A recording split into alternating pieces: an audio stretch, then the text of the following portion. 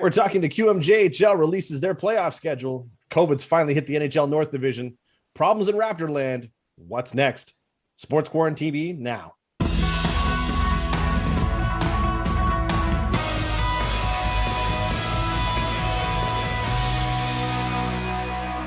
Welcome to Sports QuaranTV. Chris Dobson and Gerry Green joining you again. Thanks for having us in your living room or on YouTube, wherever you seem to be watching us from. We've got another great episode here tonight. Gerry, super fired up. We've got a lot to talk about, and we're going to hit the first topic we talked about right off the hop, and that is finally fans can now find out what's going to happen with the Quebec Major Junior Hockey League, as there has been a press release, the playoff, and I'm going to say the announcement has been made, and the format's come out now. We had a chance to look at it. Do you like it or do you hate it? I find it interesting. I find it interesting that the Quebec teams, 12 of them, are going to start their playoff well in advance of the Maritime teams. And I think for good reason, Chris. I think, specifically the New Brunswick teams have not had a chance to play as many games as even, the Nova Scotian PEI teams. So they have a little bit of catching up to do. And I think the league's allowing them to do that. And I think part of that is that, if you guarantee your season ticket holders so many games, you've got to try to at least, in the Maritimes, of which we're allowed to have fans, you got to try to fulfill that commitment. So what they're doing is letting the Q have one last bubble before April 2nd, and then their playoffs are going to start on April 8th, and there'll be a 5-game round robin or a 5-game knockout event for the bottom 2 in each division, bottom 4 in each division. And then they move on to there. Meanwhile, the Maritime division is going to have a schedule still till the end of March, and then it should be expanded from there. What it will be, we're not quite sure, because the bubble's supposed to happen April 19th. But I think, again, Chris, and I've said this to you many times, the Q's thinking outside the box, and I think they've done it again. Absolutely. You got to give credit where credit is due, and how Commissioner Courteau and the rest of this league and all the organizations, the owners, the general managers, and the players, you gotta give respect. They figured it out. But I want to talk about this playoff format specifically, and I pulled it up because I don't want to get it wrong. And I think everything you had was perfect. Yes. So we're going to start. So the Quebec divisions, you're right. The qualifying round, which is the best of 5 series, is going to take place from April 8th to April 15th. In each division, the 6th seed will face the 3rd seed, and the 5th seed will play against the 4th seed. Positions 1 and 2 are going to get a bye into the next round. So you're right. Everything's good there. Second round will oppose the qualifying round winners to positions 1 and 2 of each division in the best of 7 series. The quarterfinal rounds will oppose the winners of the previous round. The highest seeded team from the West Division will play the lowest seeded team from the East Division, while the highest seeded team from the East Division will play the lowest seeded team from the West Division. Mm-hmm. Those 2 winners of the quarterfinal will advance to the semifinal round. Now, this is where it gets interesting, and that is the Maritime division, as you alluded to. So the 6 teams from the Maritime division are going to qualify for the postseason under the following scenario. Yeah, barely, Chris. Very much so. It looks very similar to a play. But I understand why. Sorry, I understand why. Right. No, don't apologize to me. I love it. So the 6 teams from Moncton, they're all qualifying. Positions 6, 5, and 4 are going to play 2 knockout games. The 6th seed will play the 5th seed on May 4th in a single elimination March Madness style game. Yeah. I love it. And then the winner of that game will play the 4th seed on the next night, and the winner is going to advance into the next round. So you've played against Charlottetown back-to-back. Yeah, against Charlottetown. So then you got the number 1 seed. They're going to play the winner of the knockout round. The 2nd and 3rd seeds will play against each other in the best of 5 from May 8th to the 15th. And then the quarterfinals are going to oppose the 2 winners of the previous series in a best of 5 series. So once you get the divisions broken down, right, you have the 3 division winners, and then they all get together, and at no point do they say where this will happen, but there will be 3 division winners that will meet for a double round robin. And if there's ties, so be it. If the one team finishes higher than the other ones, then the other 2 are tied, then they have a playoff. Anyways, the top 2 teams from that 3-game playoff, double round robin, will then play in a final. I don't know how many games that would be. But what I find interesting, and it's because of time, because they're going to allow the Maritime division still to play a lot more regular games while the Q side is playing their playoffs, then you have that one game that you're going to get in the playoffs. One team, yeah, everybody qualifies for the playoffs, but this one of those 3 teams in the bottom half of that Maritime division is only going to play 1 extra game this season, and then they're out. And then the next team, 1 extra game, you're out. and then the winner gets to play Charlottetown. That's no treat. No, and then of course, you're absolutely right. I mean, although I will say, and I'm going to save this topic for a second because I just want to close out the final comment with. So just so everybody has the dates on this, the President's Cup final is going to begin 3 days after the last game of the semifinal round robin tournament, which will conclude on June 15th at the very latest. So what does that mean in regards to a bigger situation? At this point, like we talked about last week or the week before, I think the Memorial Cup's completely dead at this point. I think at this point, you're paying for a President's Cup. This is how things are going to go. Now, I want to go back to the single game elimination for a minute, because we were talking a little off camera. And first, I want to get your thoughts on it. Do you like it or do you hate it? I find you go all that way. And again, it's a whole totally different world. And I appreciate the fact that the Monktons and St. John's and Bathurst are going to get to play still another month of regular season. Great. They'll get to play some hockey. But it's a little raw to say that everybody makes the playoffs when literally one team's going to play one game in the postseason, and that is it. But you have to admit, Chris, Moncton, Cape Breton, and Halifax are going to be the bottom three, I think. And all three of them are in a somewhat rebuilding mode. So those extra games you're going to get to play in April, I think they're worth their weight in gold, despite the fact you might just get one playoff game. Look, you've been around the scene of a long time, and you've been at almost every rink around here on the East Coast. What I want to tell you and what my thoughts are, I don't mind the single elimination game on a bigger scale. I don't like it. You're right. I don't love it in this situation. Now, again, credit where credit is due, because the Quebec League needed to figure something out in order for this to happen, and they came up with a plan and a strategy to make that work. Now, where I want to put something in your cap for a second, hear me out. How amazing would it be to see the Memorial Cup format change? Every team in all three leagues make the Memorial Cup like a March Madness style, 2 massive brackets, single game elimination. Let's go. Let's go. That would be, well, see, just an advertiser's dream. It's an advertiser's dream. Hockey is such a random game, Chris. One break here or there, yes, there can be the upset, and same with basketball. You're right, and that's what makes March Madness so exciting and so mysterious, is because you don't know what's going to happen if a 16 seed's going to knock off a first. But the interesting thing I see here, Chris, is that the Quebec side of the league, I think they're running out of money. So these bubbles are going to come to an end. They got one more this weekend, next weekend rather, the 28th to April 2nd, I think.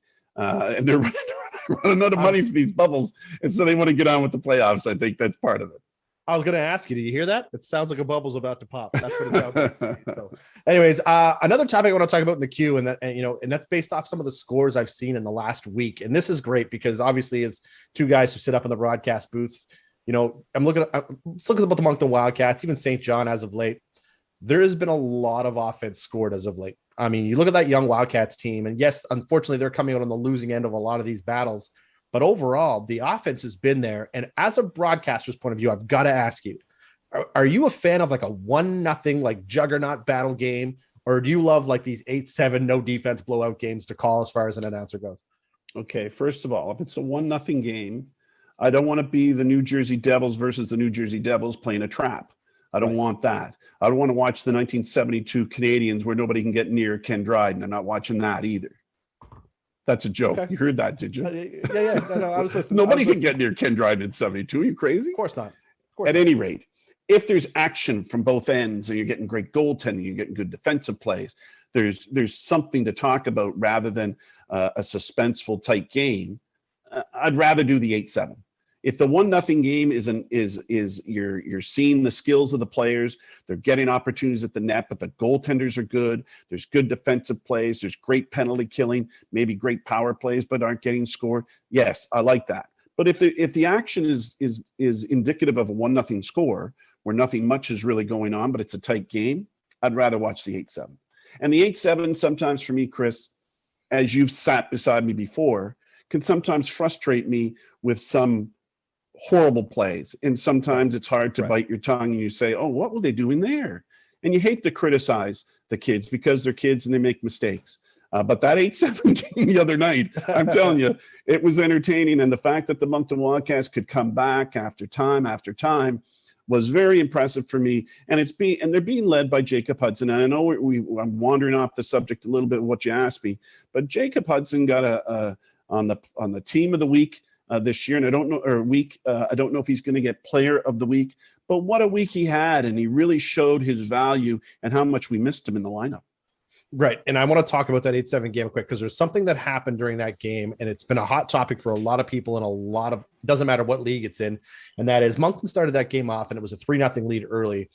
And then Liam Leonard and Jacob Stewart. No, hold on now. That's the 8-7 game was the Bathurst Moncton game. It was the 6-5 game in St. John on game, Sunday, right? Okay, I apologize. You're absolutely right. Go ahead. So that comes off to the point. Moncton has a lead. Everything comes out. That fight takes place. Liam Leonard, Jacob Stewart, the fight takes place. Why does that fight even happen? Why does Stewart take that fight? Now, that sparks St. John's offense. They come from behind. They win that game. 1-goal game. They come back and they win it. Do you think fighting, and I don't want to get into a big topic about it, but do you think there's still a place for fighting in the game of hockey? I think this game proved its exact point. And they got penalized and suspended for a stage fight. Absolutely. 2 games apiece. So here's my answer. Hockey is an emotional, passionate game. And sometimes opposing players do things disrespectful or hurtful to a teammate or yourself during the game, and the blood boils over. Because if you don't play with passion and you don't play with emotion in hockey, then you're not really playing it properly. So that's why I've always been that, there is at times there's going to be a fight. But in this case, being staged, what the league said was staged. I never saw the highlights and I never saw the fight, Chris. But at that point in time, as you say, I don't know why Jacob Stewart takes that fight. His team is up. And if he loses the fight, or if it's an emotional fight for both players and fires up one bench maybe a little bit more than the other, you're playing Russian roulette with it. That it could turn the game where you already have the game under control somewhat. It was 3-0, but St. John was getting their shots, but it seemed to really turn after that. But my point of fighting is, yes, there's a place for it in hockey. We're seeing it less and less, but it is a passionate, emotional game that sometimes boils over. I know that wasn't on our list, so I appreciate you taking a couple seconds to answer that for me. But I want to move on from the queue. We're going to stay in the hockey situation because it's a very hot topic that just came out tonight specifically.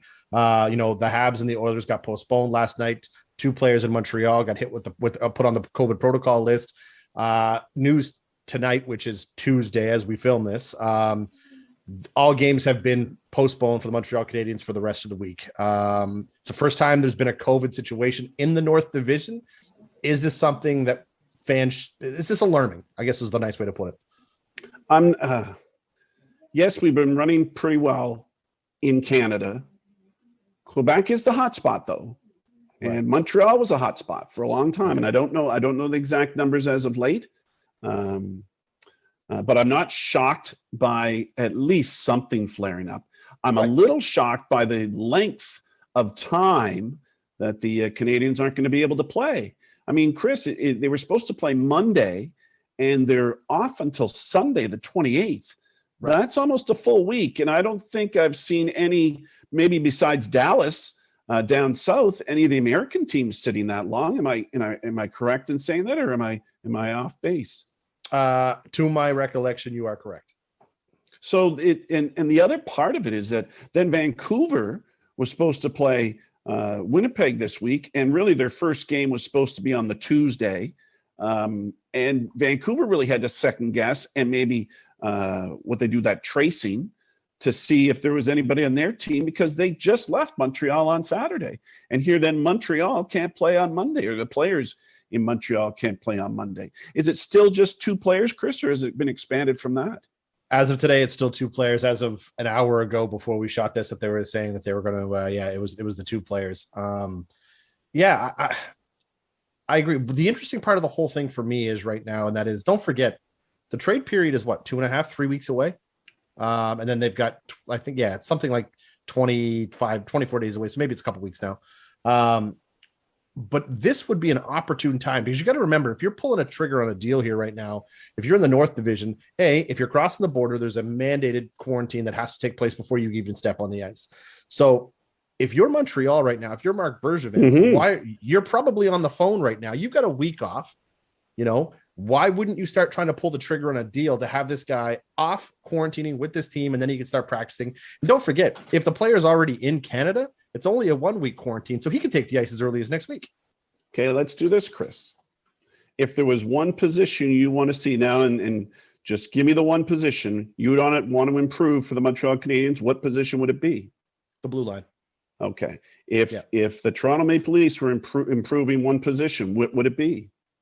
I would also say the blue line. Right, because I think Jack Campbell has come in there, and I think he's going to be a good alternative to Anderson, who's really had a rough season. And every time they've called on Campbell, he's been good. How about this one?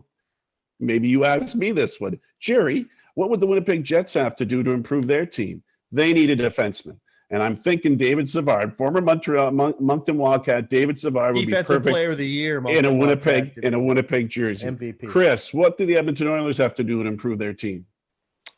Everything. Well, they're in the top 4 now. They're in the top 4. You are right. They were on a bit of. They were right. They were. I apologize, Oilers fans. Don't shoot me. You're right. But to me personally, I still think they have a problem between the pipes. I still think they need to address that quickly. But overall, you're building this team around Leon Draisaitl, Connor McDavid. There's no secret there. You need a guy that you can count on and rely on, so that your defenseman can be encouraged to jump in the rush and do what they do well. But yeah, where do you think, Chris? Where do you think a Connor Garland, who has been rumored as being up for availability out of Arizona, where would you think would be a good place for him to land? Boston. Well, it would be perfect. Do you think they would what? And that's home for him. Well, absolutely. That, in a perfect world, yes. Do you think that Boston needs him? Of course. I mean, why wouldn't you take him? I mean, Boston's rebuilding right now too. You're looking for a guy with his offense. The question is, you got to think he's going to be one of the most asked about. Like, if I'm in Arizona right now, that phone's ringing off the hook right now, and Connor Garland's name is on the tongue of every person calling. Is he available? I would think that at this point, you've got a couple options, because in the next couple of years, it's going to make sense for them to have to move a guy, and he could be the key piece you could move to. He's averaging about a point a game right now, right, Gerry? Yes. Ish? No, he's a star. And if you ever seen any of his highlights lately, he's still that water bug he always was. Absolutely. And I mean, we've had the pleasure to talk about and watch Connor Garland grow as a junior hockey player here, break records and hold Canadian Hockey League scoring titles.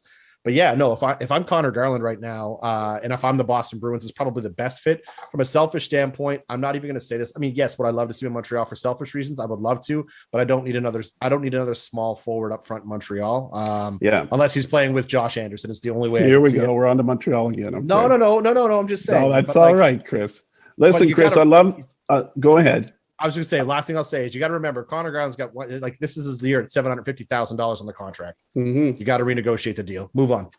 I love the Toronto Raptors, Chris. I always will. They're having a little bit of difficulty now losing 9 in a row. They lost to Houston. They've lost to the Detroit Pistons. They're dishing out future? What's the future? What's the future for them this season? So I feel bad because I know that obviously a lot of our viewers are Raptors fans. I am not a Raptors fan. So I'm going to try to take the biased side out of this for just a minute. Kyle Lowry has to go. It doesn't. No, you're not saying that because of his performance, but to get some value. Right. You've got Fred VanVleet. Fred VanVleet's going to run the offense on this team. And I'm not saying you can't have them both on the court at the same time. I'm saying you're clearly in a situation where you've got Nick Nurse, who, in my personal opinion, could win Coach of the Year every year after year after year. I love Nick Nurse. Masai Ujiri, probably one of the greatest. I love Masai. I love him. But if you look at this team, it's the only thing that makes sense. I mean, you don't have the big bodies. I mean, they dumped out some big bodies. They looked to find another big man. They couldn't get everything they wanted. To me, it just makes sense. You've got to stockpile. Kyle Lowry's an all-star to everybody else. He's going to help you rebuild this franchise for the future. Why wouldn't you? People are going to call for him. Look, if I'm the Lakers right now, why wouldn't I pick up the phone? Well, it's obvious that, everybody, in a fairy tale world, think that Philadelphia is going to call. Do you think the Raptors trade him to Philadelphia?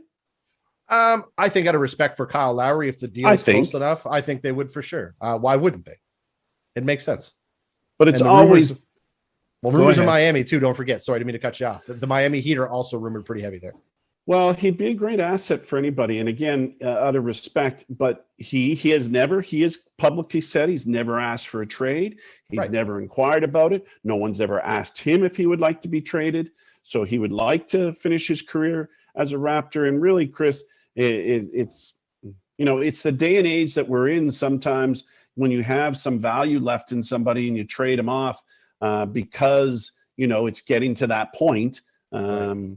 But he's really been a real soldier for the Raptors. And the fact that this season, I think the biggest hole, as you said, is not having a big man down the middle. I think all the other ingredients are there. And if you lost a Powell, Right. I think you've got the infrastructure to fill in that spot. If Norm had to go, I think because he's going to have to get paid. I still think they have such a good job at restocking the shelves. I don't think that's a problem. Not at all. Plus, don't forget, you're right. Norm Powell, if he's going to go, you're right. He is going to get paid, and he should get paid. He deserves it. So in my opinion, you're going to see guys like Norm Powell gone. You have to look at the Kyle Lowry situation. Just to touch on the Miami thing again, don't forget him and Jimmy Butler are very, very, very good friends. So it just makes sense, and it's a good fit for everybody. But again, it allows the Raptors to do what they need to do to retool this organization to get back to, and I know it was 2 years ago they won a title, which is still crazy. It's hard to believe it's already been 2 years. But between Masai, between Nick Nurse, Bobby Webster, these guys, they know what they're doing. If they have the picks, they will absolutely retool this organization. The question mark I have surrounding the Raptors right now is not even about guys on the move. The question is Pascal Siakam. They put a franchise tag on him. They gave him a whole lot of money. Should Raptor fans be worried about him? Yeah, I think he'll find his way sooner than later. Maybe he felt a little bit too much pressure being the guy since Kawhi left, and he's adjusting to that. But I have great faith in him. But Chris, do you watch March Madness? Of course, that's what's taking place south of the border, and some crazy games, some upsets as well. But it still doesn't intrigue me because some of the big teams, and I'll say Duke and North Carolina, for example, who are still, the guys that you look at every year as favorites aren't even there. Does it take the shine off it for you? What's the nice way to put this here? Yeah, I think it's not as exciting because you look for those big names, big teams. To answer your first question, yes, I watch March Madness every year. I gamble on it every year. It's one of my favorite things. But honestly, outside of the World Juniors every year, it's probably my favorite sporting event of the entire year. Gonzaga's favored to win this year heavy. What I loved about this that I've seen, there has been a lot of 12 seed upsets, 13 seed upsets, more than I've seen on a typical basis. And that's probably because those big teams you talked about not being in the tournament, like the whole bracket format is coming together. But yes, I love it. And this goes back to my comment earlier. I wish more organizations and leagues did this. Now, we talked about it off camera a little bit, and you look at in regards to the fan aspect and why you're right. Having university or college students involved in this whole event is what makes the event so special. Mm-hmm. So it is a little different, but just the media stories that come out around it. Don't forget Loyola with a 102-year-old Sister Jean. That whole story is amazing, and that's all media driven and what they can do. Anyways, yeah, I love March Madness. It's one of my favorites. I'm so glad it's finally here. Last year it got canceled because of the pandemic, of course. So I'm just happy to see it back. Yeah, and the fact that the one game showdown was which makes it very exciting. You either win to stay in. If you lose, you go home. And right. The agony or the what is it? It's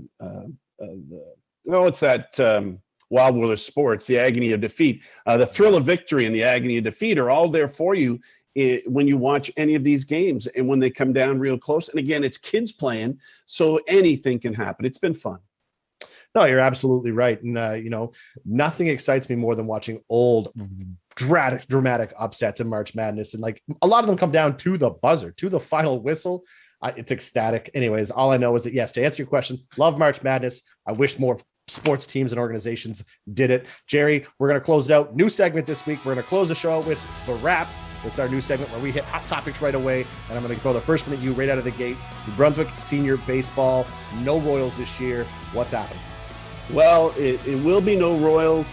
Jody Peterson had come to the end of his rope in regards to having the energy to put it back together, and with the COVID situation, how much harder it is to get sponsorships. They will be back next year, but the four other teams, in New Brunswick, including the PEI, the Charlottetown Islanders, will continue and go on. We'll have to see what the umpires are going to think about the whole thing itself. What about the Blue Jays in baseball world, Chris? Kirby Yates seems to be having some problems. Is he going to go to surgery? Yeah, it looks like Kirby Yates will be hit on the Tommy John surgery. He'll be on the shelf for the rest of the year. Don't forget, Kirby Yates was a one-year gamble. They got him on a discount at a $5.5 million contract. High risk, high reward. Risk has paid off dramatically before the reward has. But overall, let's get this elbow right, and then Jays fans can see him next year in the bullpen.